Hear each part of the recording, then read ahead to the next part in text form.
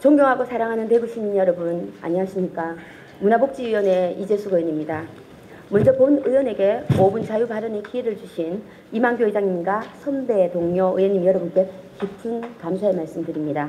오늘 본 의원은 최우선으로 보호받아야 할 존재이지만 한국 사회에서 태어난 후 제대로 보호받지 못하고 사라지고 있지만 없는 아이들의 비통함과 안타까움에 이 자리에 섰습니다. 작년 9월 감사원의 보건복지부 대상 정기감사에 따르면 2015년 이후 출생한 2154명의 아동이 출생신고가 되지 않은 채 국가의 제도권 영역 밖에 존재하고 있으며 보호자가 외국인인 아동의 경우에는 같은 기간 4,025명이 외국인 등록번호 등으로 전환, 관리되지 아니한 채 임시 신생아 번호로 남아 있습니다. 이러한 사례가 2014년도 이전에도 유사한 수준이었을 거로 추정한다면 상당 기간 출생신고가 되지 않은 채 살아가는 아동의 수는 그 이상일 것입니다.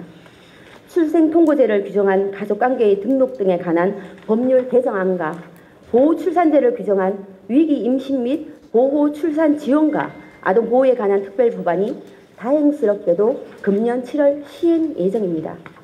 예기치 못한 임신, 준비되지 못한 출산으로 경제적 어려움, 심리적 갈등, 임신, 출산, 초기 양육의 어려움을 겪을 위기 임산부에게 보호체계를 마련하고 태아 및 자녀의 안전한 출산과 양육 환경을 보장하는 이번 특별법안은 위기 임산부와 그 자녀의 복리 증진에 이바지할 것으로 보입니다.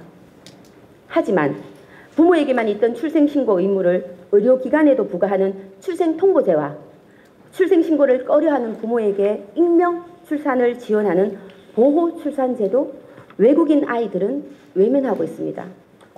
출생신고의 대상을 국민에 한정하고 있어 등록되지 않은 외국인 아동에 대한 출생증명은 원칙적으로 어려움이 있습니다. 현재 국회에는 외국인 아동의 출생 등록을 규율하는 특별법안이 2건 제출되어 있고 두 법률안 모두 외국인 아동의 출생 등록을 위한 별도의 출생 등록부를 마련하는 것을 주된 내용으로 하고 있습니다. 이러한 아동의 권리를 법제화하기 위해 시민단체 세이브 더 칠드런은 외국인 아동의 출생 등록 문제에 관한 관심을 환기하기 위한 서명운동을 시작했습니다. 우리 대구시도 외국인 미등록 아이들을 위한 노력에 적극적으로 나서야 할 때입니다. 대한민국이 아닌 국가의 국적이거나 무국적인 부모로부터 태어난 아이는 한국 땅에서 태어났더라도 가족관계 등록부에 출생 사실이 기록될 수 없고 대사관을 통해 본국에 출생 통보와 여건을 발급받아 외국인 등록을 한 후 체류 자격을 부여받게 되지만 이 또한 녹록지 않습니다.